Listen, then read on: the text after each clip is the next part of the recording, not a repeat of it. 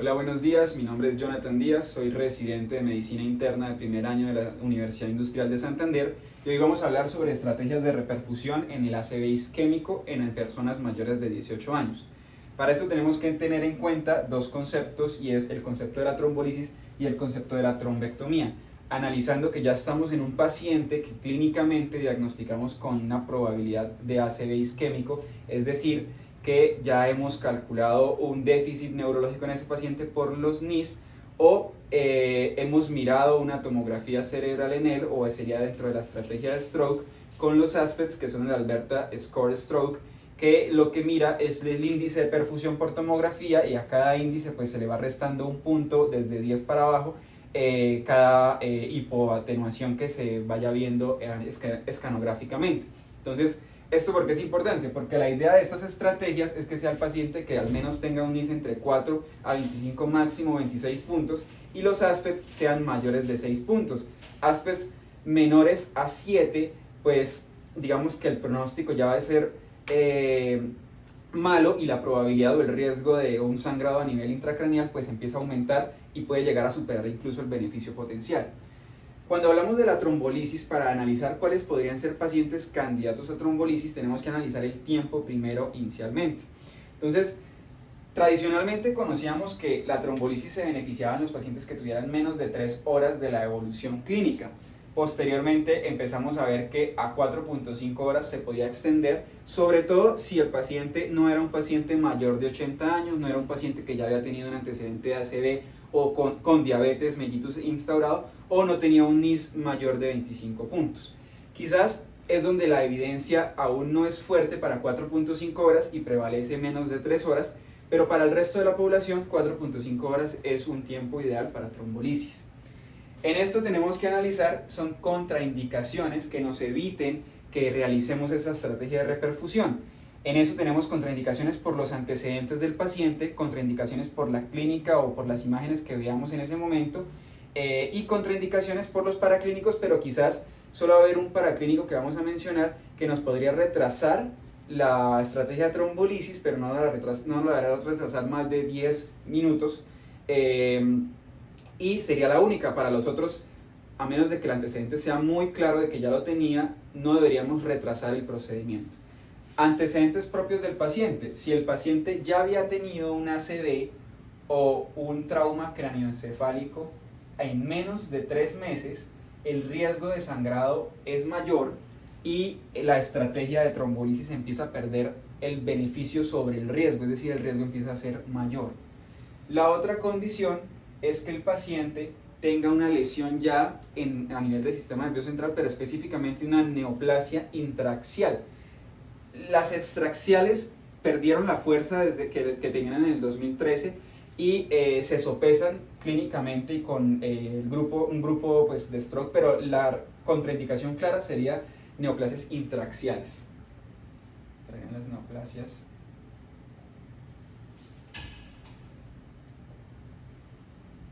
intraaxiales.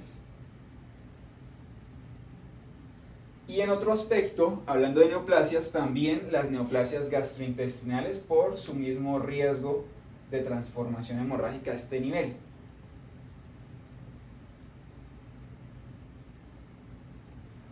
Otras consideraciones, por ejemplo, en el ámbito gastrointestinal, es si el paciente tuvo una hemorragia gastrointestinal, ¿yo qué debo hacer con ese paciente? La indicación o la contraindicación clara es si el paciente tuvo esa hemorragia gastrointestinal en menos de 21 días, porque el riesgo de que empeore con el trombolítico, pues sí es mayor. Entonces en ese paciente quizás habría una contraindicación para la trombolisis. De resto, el criterio no es específico y se debería sopesar el riesgo-beneficio que yo tenga en ese paciente. Otras consideraciones a tener en cuenta son, por ejemplo, los pacientes que fueron llevados a cirugías intracraneales o espinales, pero la misma recomendación aplicaría para la ACV o para el trauma craneoencefálico, es decir, esas cirugías menores a 3 meses son las que harían contraindicación. Intracraneales o espinales menores a 3 meses. Eso es como con los antecedentes que tengamos en ese paciente.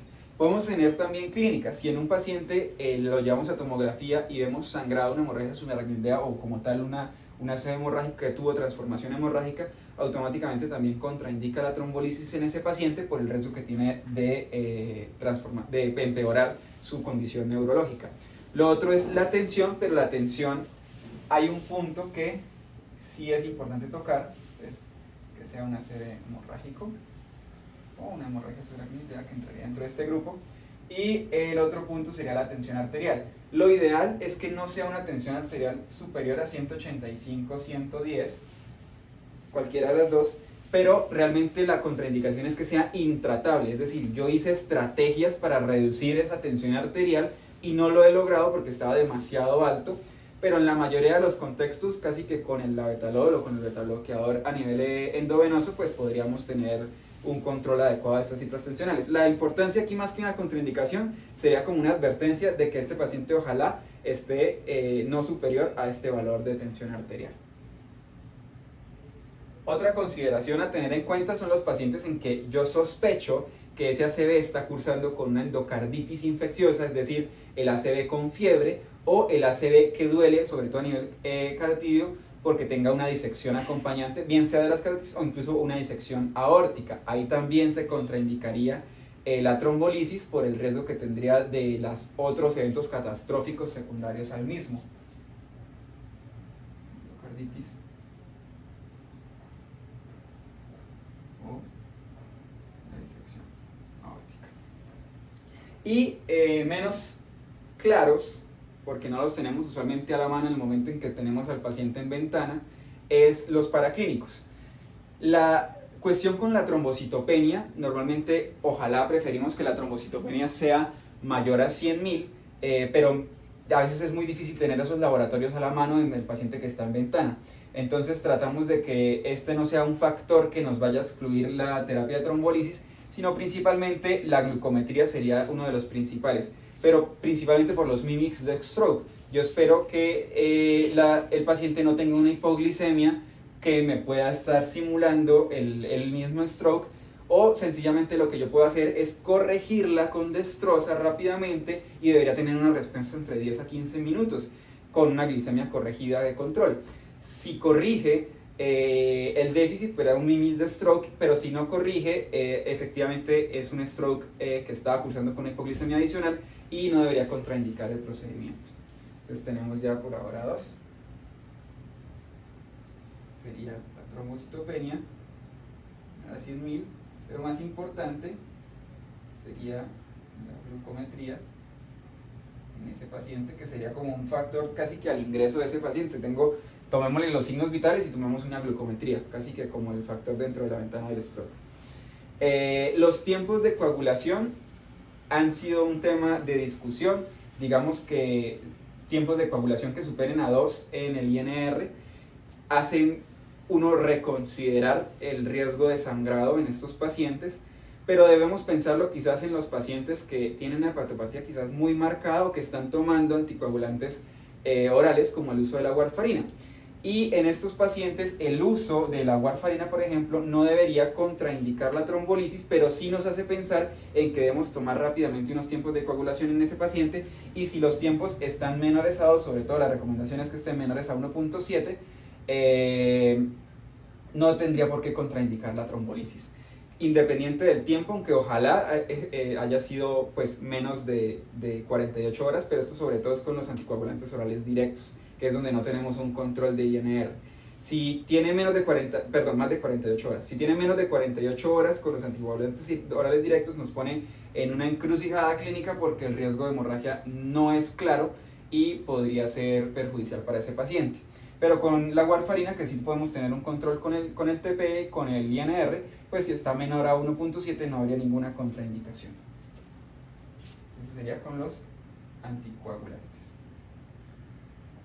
Bien, ¿y qué pasa cuando el paciente me llega posterior a las 4.5 horas? Yo podría tener algún paciente que se beneficia de trombolisis, y ahí es donde entra el estudio que es el Stent Trial, que me habla del paciente que llega entre 4.5 y 9 horas sobre todo esos pacientes que son los que nosotros conocemos como el wake up stroke, que no tenemos una claridad de cuándo inició la sintomatología, sino que el paciente despertó así y la última vez que lo vieron bien, pues está dentro de este rango de tiempo, o sea, digamos que dio 7 horas.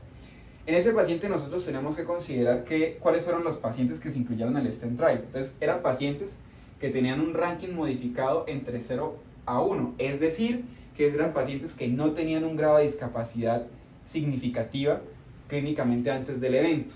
Lo otro es el NIS. Ellos prefieren que el NIS pues, sea mayor de 6 porque sería un punto que sería considerable en ese paciente para poder beneficiarse más que de tener un riesgo adicional de sangrado. Pero tampoco puede ser mayor de 26 o porque el riesgo va a ser mucho más alto. Entonces debería ser, ojalá, menor o igual a 25 igualmente en este paciente. Y la otra consideración, que es quizás la más fuerte que recomiendan acá, es que deben haber zonas salvables por resonancia por TAC en perfusión, que ya vamos a hablar de las estrategias de trombectomía. ¿A qué se refieren con esas zonas salvables de reperfusión y por tomografía o por resonancia? Bien sea con los estudios cabeza que dijeron eso, que fue el diffuse y el down. Entonces, tienen que haber áreas potencialmente salvables por perfusión. Una salvedad que se tiene que tener en cuenta por este estudio es que casi el 80% de los pacientes tenían un vaso grande inmerso.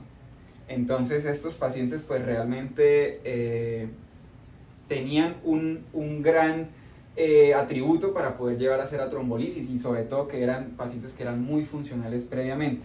Y lo otro es que el tiempo aguja en promedio fue de 2 horas. El tiempo aguja. Entonces fue realmente rápido el tiempo en que lo llevaron a trombolisis desde que supieron que estaba dentro de este proceso del STEM trial. Y ahora con la trombectomía dividimos dos tiempos. Aquellos que tienen menos de 6 horas del evento y aquellos que tienen entre 6 y 24 horas del evento. Los que tienen menos de 6 horas del evento, aquí es donde más se van a beneficiar de la trombectomía, y era donde desde hace bastantes ya años, ya casi una década, se ha dicho que se benefician totalmente. ¿Cuáles son los que tienen el mayor beneficio para llevar a trombectomía? Aquellos que se demostró que hay un vaso grande culpable, es decir, que estamos en un paciente con una lesión en la arteria cerebral media o en la arteria carótida interna, que pues tendría una lesión prácticamente en lo que yo diría el M1, o sea, una lesión muy proximal. Estos pacientes, ojalá los que más se benefician eran los mismos que tenían un ranking modificado entre 0 a 1 y tenían un NIS mayor de 6. Pero existen recomendaciones que no son la más fuerte como esta, pero siguen siendo recomendaciones débiles a favor de hacer trombectomía, y son aquellos pacientes que tienen también menos de 6 horas y están, por ejemplo, en M2, en M3, a nivel de la arteria cerebral media, es decir, la extensión en donde se va yendo, entre más cercano sea el número a 0, pues a 1, sería más proximal. La facilidad con la que podrían llegar a la trombectomía pues se va volviendo cada vez menor a la extensión del M. Entonces M2 y M3 empieza a ser un poco más difícil, pero sigue estando la recomendación débil si tiene menos de 6 horas o si está en un flujo no anterior, es decir, está en la arteria cerebral posterior, está en la vertebral, está en la basilar, o si está incluso no está en la arteria cerebral media, sino que está también en la arteria cerebral anterior, que pues no es tan fácil la ubicación, pero seguiría dentro de las recomendaciones débiles a favor. ¿Y cuándo nosotros podemos realizar trombectomías en los pacientes que tienen entre 6 a 24 horas? En esos pacientes entran dos estudios grandes, que son el estudio Down y el estudio Diffuse. Entonces lo que dicen estos estudios es que cogieron, por ejemplo, en el Down, que era sobre todo pacientes que clínicamente se beneficiaban de ello porque previamente eran muy funcionales, es decir, también tenían ranking modificado entre 0 y 1, pero clínicamente se veía una discordancia marcada, es decir, tenían un NIS mayor de 10 puntos. Y cuando analizaban los aspects, pues no había contraindicaciones, es decir, tenían aspects que eran mayores a 6 puntos. En estos pacientes, lo que ellos querían objetivizar era el mismatch de perfusión. Entonces, lo que se hace es que valoran principalmente la edad del paciente. Si el paciente tiene primero menor a 80 años o si es un paciente que tiene más de 80 años. Si el paciente tiene menos de 80 años, yo quiero ver cuánto es el volumen del núcleo del infarto. Entonces nosotros tenemos un núcleo que es donde prácticamente ya es cerebro perdido. Entonces tenemos la edad para el Down, que sería menores a 80 años o mayores a 80 años. Entonces, si tenemos un paciente con más de 80 años, yo espero que el volumen de ese infarto sea menor a 21 mililitros para considerar la trombectomía. Si es mayor de 80 años, entonces tengo que analizar el núcleo del infarto y poner un valor de corte de 20 mililitros. Si coloquemos, por ejemplo, es mayor de 20 mililitros el núcleo, si la respuesta es no y tiene menos de 31 mililitros de volumen el infarto, entonces se beneficia de trombectomía. Si tiene más de 20 mililitros, necesitamos un volumen mucho más grande para poder tener área salvable y decimos que podría ser el combinado de estos dos como una manera fácil, que sería menos de 51 mililitros. O sea, es lo que toleramos, perdón, toleramos un mayor volumen para que sea candidato a la trombectomía. El Down es específicamente para 6 hasta 24 horas, pero su evidencia más fuerte está entre las 6 a las 16 horas. El Diffuse se hizo entre las 6 y las 16 horas, pero se hizo no para esos que tenía el Down en cuenta, que eran aquellos que la trombolisis falló, que la trombolisis estaba contraindicada, y pues realmente la clínica era muy notoria, un NIS de más de 10 puntos, con un paciente previamente totalmente funcional. El Diffuse entonces es hablar más de la zona imaginológica. Entonces él considera un NIS score, dije NIS acá, realmente es NIS score de 10. El Diffuse considera un NIS score de al menos 6 puntos, que es como el criterio para la trombectomía, pero analiza también el mismo criterio de que tenga un ranking modificado, es decir, que el paciente no tenga una discapacidad previa entre 0 a 1 o menor de 2, y que no sea un paciente con múltiples vasos comprometidos, sino sea únicamente circulación anterior. Es decir, también aplica para el Down la circulación anterior, casi que es la estrategia de trombectomía, yo hablar de una circulación anterior en 6 a 24 horas, que es donde realmente está la fortaleza de hacer la trombectomía, es decir, lo más saliente de la arteria cerebral media, que sería el M1, ¿sí?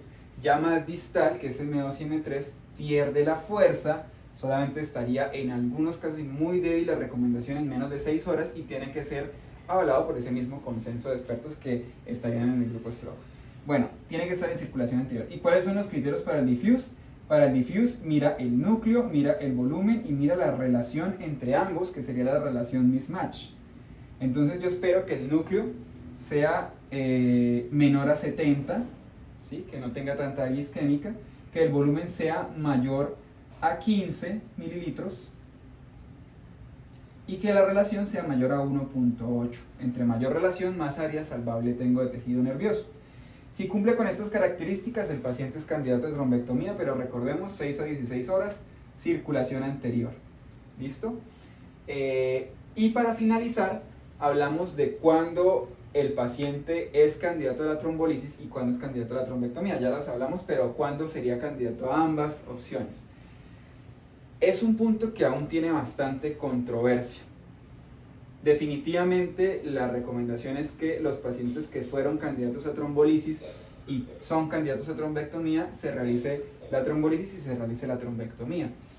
Incluso hay estudios que muestran que cuando se realiza la trombolisis en los pacientes que tienen alteración en la circulación anterior, sobre todo son muy proximales en M1, solamente un tercio, más o menos el 30% de esas personas va a lograr reperfundir con solo la trombolisis. Entonces casi que por eso se hace la trombectomía en esos pacientes. Pero esa indicación es principalmente para esos vasos proximales. Entonces ahí entra la necesidad de las imágenes que hablamos como a manera de resumen en las estrategias de reperfusión. Entremos en un resumen global. Tenemos el paciente que tiene clínica de ACV isquémico y tiene más de 18 años. En ese paciente yo de entrada voy a hacerle un TAC de cráneo simple y voy a medirle la glucometría y los signos vitales como paso básico en el momento en que llega a urgencias. Con el fin de que la tomografía de cráneo simple me excluya sangrado y me excluya algunos antecedentes que no tenga en cuenta y que me puedan contraindicar la trombolisis. Eso en el paciente que está dentro de las ventanas de tiempo para realizarla. Si yo no veo una alteración que me contraindique la trombolisis y el paciente tiene un déficit que amerita el manejo y está en ventana, pues debo realizar la trombolisis. Pero si yo sospecho que ese paciente está también en ventana para la trombectomía, que todos los pacientes en ventana para trombolisis están en ventana para trombectomía, debo realizar una angiotomografía que incluya el callado aórtico y que incluya los vasos de cuello. Prácticamente, en resumen, TAC de cráneo simple, no hay sangrado, estoy en ventana, angiotomografía de una vez en ese paciente. Para poder saber estos criterios de trombectomía y poder saber si el paciente se beneficia de la trombectomía en adición a la trombolisis. Siempre recordar que estas decisiones se toman a la mano de un grupo multidisciplinar, que es el grupo de stroke que uno llama, o que es un grupo de expertos en el que se incluye un médico experto de urgencias o un internista que estaría en la vanguardia de la entrada del servicio de urgencias, un neurólogo y un radiólogo intervencionista que podrían dar todas las recomendaciones idóneas para cada caso en particular. Lo otro sería, todos esos pacientes van a tener angiotomografía y pues pacientes con trombolisis hacemos el checklist, si cumple y es un vaso proximal medido por angiotomografía tendría la indicación para la trombectomía que ya lo hemos estado mencionando. Entonces, como a manera de recorderis, proximal, menos de 6 horas se llevan todos. Si no es proximal, validémoslo con el grupo de expertos para definir qué tan difícil o qué tanto riesgo va a tener sobre el beneficio de ese paciente. Y si es de 6 a 24 horas, hacemos down, 6 a 16 horas podemos hacer down o diffuse. Y en los pacientes tienen que estar previamente funcionales, ojalá el NIS sea mayor de 6 para el diffuse, pero mayor de 10 para el down, porque aquí lo que vamos a mirar es esa relación en los volúmenes de perfusión que pueden ser medidos por tomografía o por resonancia. Y si es mayor de 80 años, menos de 21, menor de 80 años con menos de 20 mililitros de núcleo y menos de 31 de volumen, o más de 20 milímetros de núcleo y menos de 51 milímetros de volumen, se beneficia de la trombectomía. Y si estamos hablando del diffuse, prácticamente que si cumple con estos 3 criterios se beneficia de trombectomía al paciente igualmente.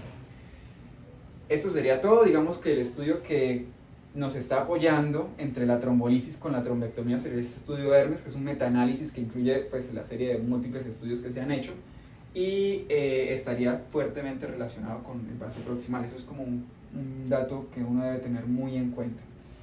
Esas serían las estrategias de reperfusión en el accidente isquémico transitorio en el paciente mayor de 18 años. Gracias.